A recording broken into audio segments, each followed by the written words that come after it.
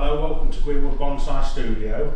We've just held our annual Greenwood Bonsai Bash this Saturday and Sunday, and if you've watched my previous video, you'll realise that I wasn't able to be in attendance because I caught COVID just a few days before our event. It's now like 5 o'clock on the Sunday, so now all the customers have gone and everybody's left. I've just sneaked back into work just to do a video and show you some of the trees that are on exhibition. So for those of you that didn't manage to make the event, for those of you in another country that couldn't have made it anyway, I wanted to, before we disband this exhibition, just tell you a little bit about some of the trees. There's lots of thanks we've got to do. First of all, we've got to do a lot of thanks to those of you that did turn up. I know it was very short notice, the fact that I couldn't do my demonstrations at the weekend. For those of you that came along anyway to support us here at Greenwood, we much appreciate it. And the other thanks, of course, is for the rest of the Greenwood team that I left in the lurch, having to do the work while I was unfortunately sat at home for a few days. We've got a bank holiday here in the UK tomorrow because it's the Queen's funeral, so as a mark of respect we're closing for that day. We don't want to leave the trees in the studio for another day, so we're going to actually take these trees out this evening, but before we do, let's just have a little walk round and I'll show you some of the trees. Whenever we do this bonsai bash, we put on an exhibition of my trees, and it's they're not always the best trees from my collection. Some are my favourites, some are trees that we perhaps haven't had so long but we've just started working on, things that I've worked on recently, and potentially sometimes trees that people haven't seen before and we bring them out. But if you come here every year, you'll never see the same. You might see a few of the same trees, but you won't see them in their entirety. You'll always see fresh trees and trees looking different. Often we put on display of demonstration trees from previous events as well, so that's nice because you get a continuity of trees to see how they progress once I've worked on them. Let's have a stroll over here in the studio. This is the first exhibition we've put on since we refurbished our studio here at Greenwood, so we've got a bit more space and it's made such a good impact. We've had a lot of positive comments about that. So this first one we wanted to show you is a Cedar brevifolia, dwarf Cyprian cedar. Very, very dwarf cedar. It grows about half an inch a year. This was a demonstration tree that my father did at the bonsai convention in Birmingham in 1991. I think I'm right in saying that was a BCI, in conjunction with BCI, and there was quite a few people from the States came over to that convention. If you're one of those people and you came over to Birmingham in 91, this is the tree that my father worked on, and you can see it here now. The bark on it's phenomenal. It's about 95-year-old. We knew the previous owner and he was into dwarf conifers. He just grew it as a dwarf conifer, and we potted it into this pot earlier this year, and it features in the bonsai yearbook that my father did in conjunction with Paul Goff, and it was actually on the author's photograph of my father here at the back. In his private collection, he's working and trimming this particular tree. This photograph was a good few years ago, so it's nice to have that on display. We've never had that on display before. This next one is the Discectom Maple, and if you follow our YouTube channel, you will have seen that in a few of the videos before. We did a pot selection video on it, and then we did a video of actually potting it into that pot. We put it in there this spring, despite having a very hot sunny season this year in the UK. The growth on it has held up really well. This hasn't been leaf cut, it is the original leaves from spring, so to get it through to this time of year with very, very minimal leaf scorch has been really quite an achievement. This is quite a common garden shrub here in the UK, Elaeagnus silverberry, has a silver colour to the leaf, like a glaucous sort of texture to it, sort of silver underside.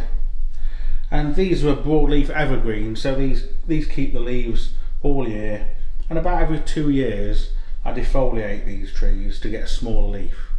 This one, beginning July this year, I stripped all the leaves off it, and they've come back looking fresh and in really good condition.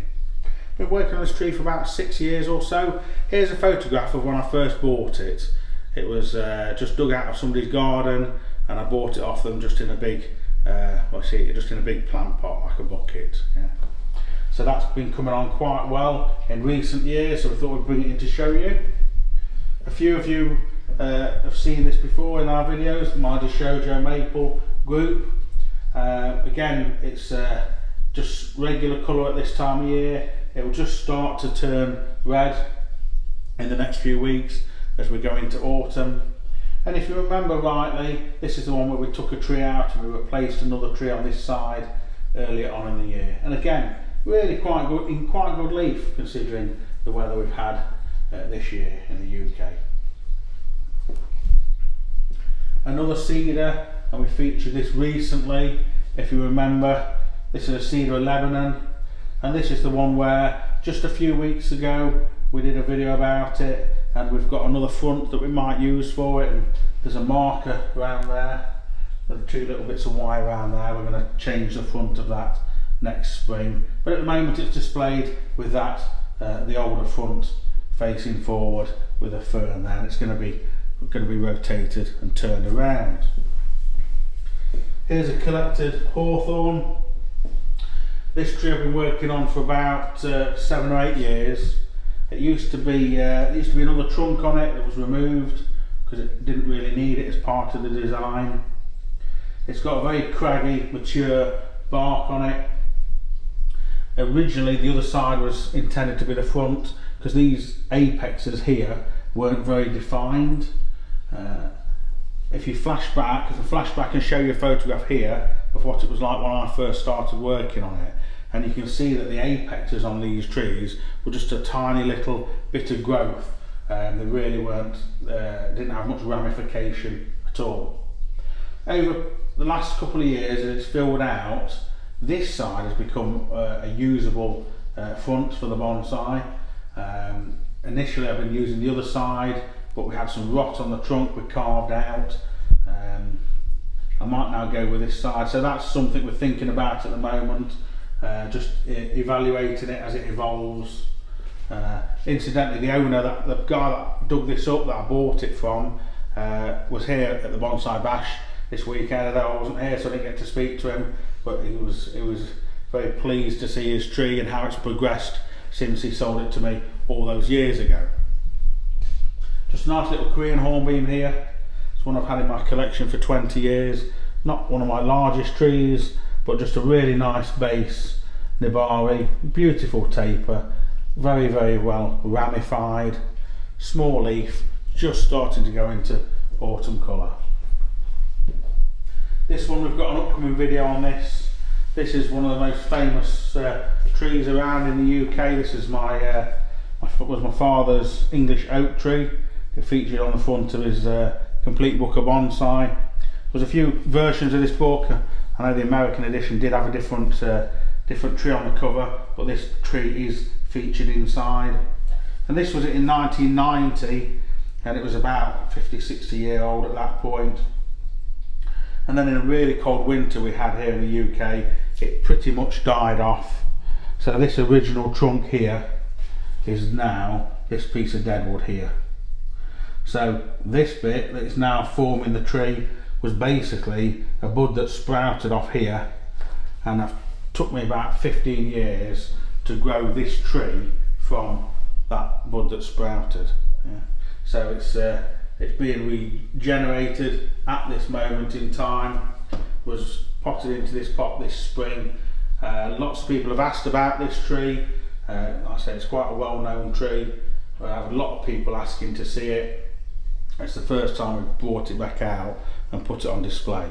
It's still very much in training. I still need to do a lot more work to this to get it back to the sort of standard it was before, but I'm on my way there, so I just wanted to show people how it looks at the moment.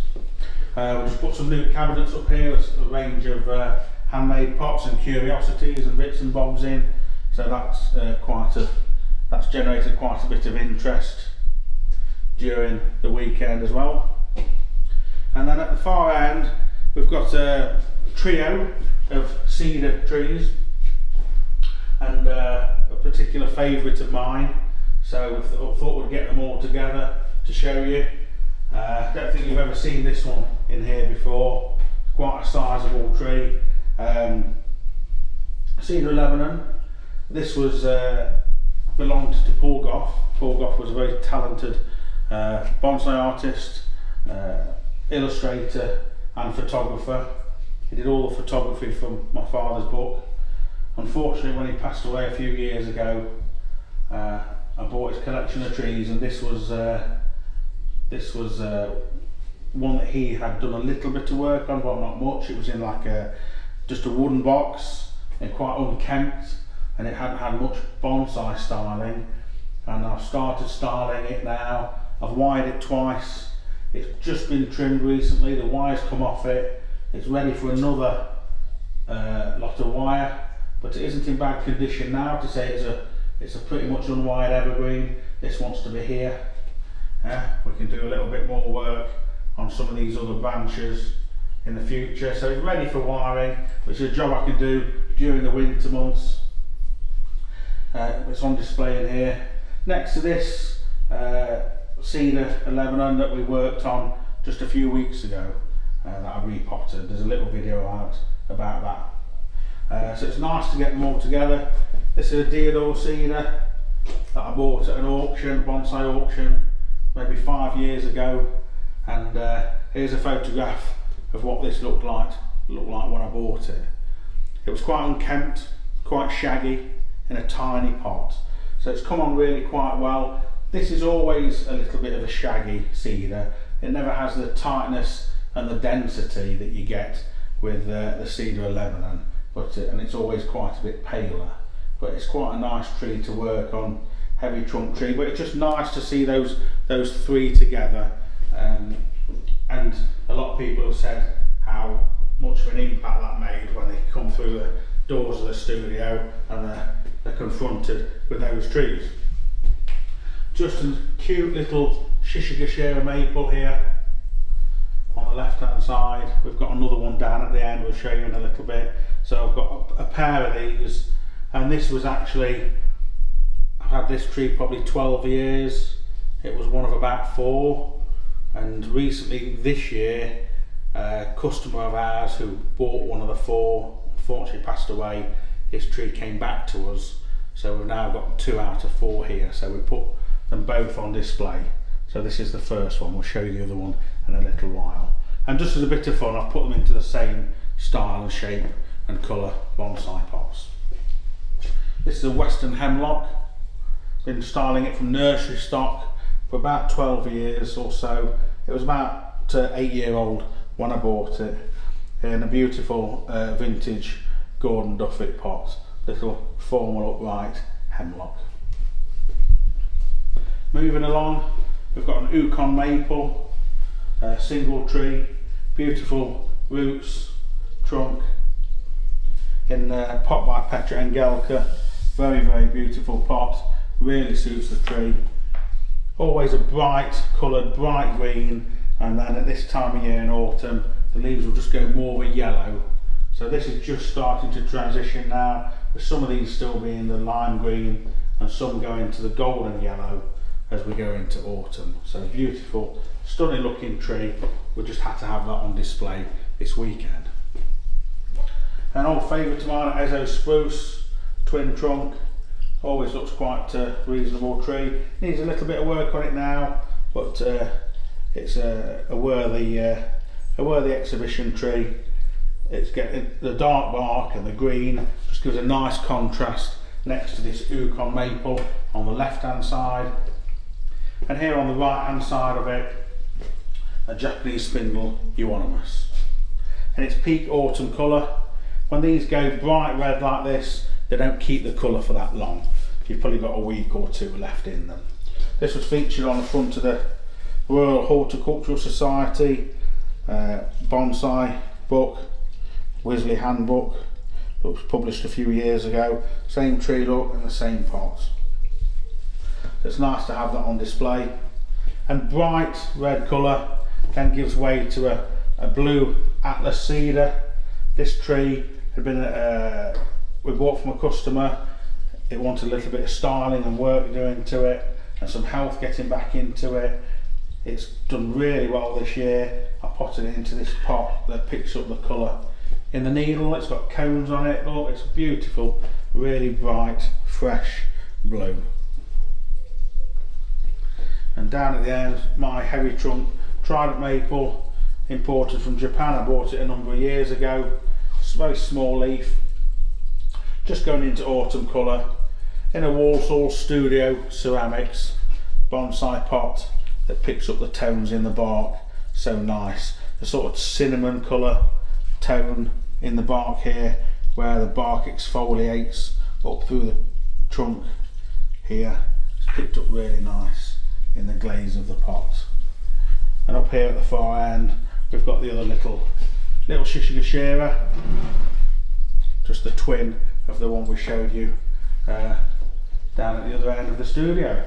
So collectively, just a few trees here from my collection, and I hope those of you that did make it to the event had a great time, and I hope you enjoyed looking around the nursery and making a few purchases, and enjoyed the exhibition. And for those of you that didn't make it to the event, I hope this has given you an insight into it, and hopefully encouraged a few of you to pop along to the event next year. Keep your eyes peeled as to the dates of the Greenwood Bonsai Bash 23, and thank you very much. Take care.